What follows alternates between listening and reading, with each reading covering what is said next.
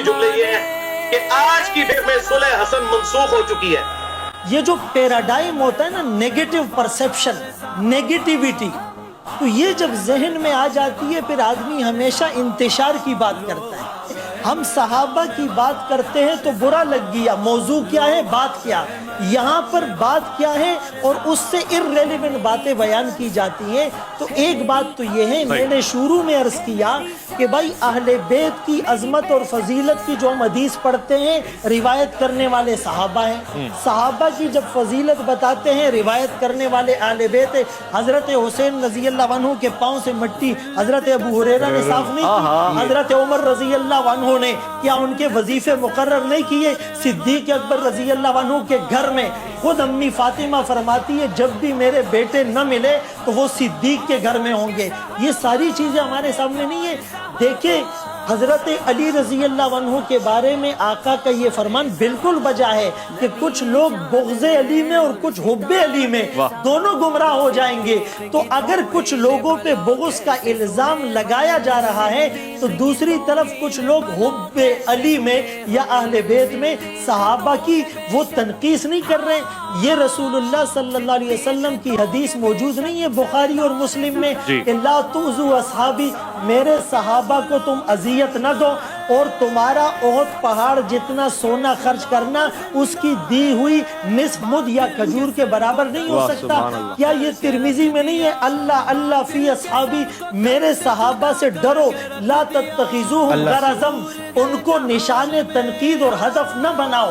لوگ ان سے محبت کرتے ہیں میری وجہ سے، لوگ ان سے بغض کرتے ہیں میری وجہ سے۔ قرآن کریم میں یہ جو سورہ فتح کے آخری رکوع ہے، اشداء علی الکفار رحماء بینہم تراہم رکعا سجدا، آگے کیا ہے؟ کان کھول کر سنیں، یبتغون فضلا من اللہ ورضوانا۔ یہ قرآن سرٹیفائیڈ گارنٹیڈ بات نہیں کرتا۔ تراہم رکعا سجدا یہ گارنٹیڈ بات نہیں ہے۔ سیماہم فی وجوہہم من اثر السجود یہ گارنٹیڈ باتیں نہیں ہیں۔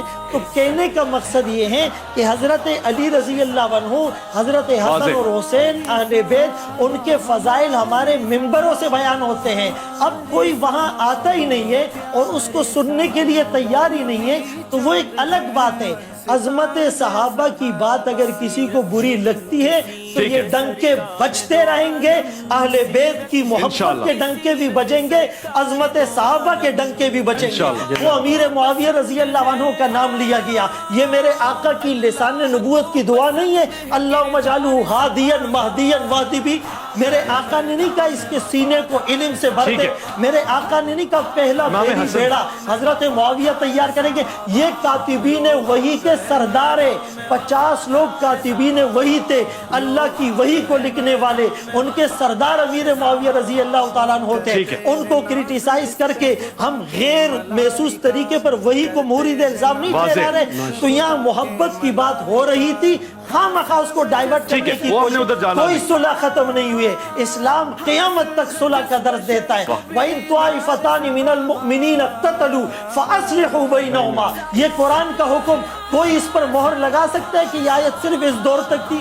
قرآن ویلڈ ہے اور قیامت کی سورج تک ویلڈ ہے۔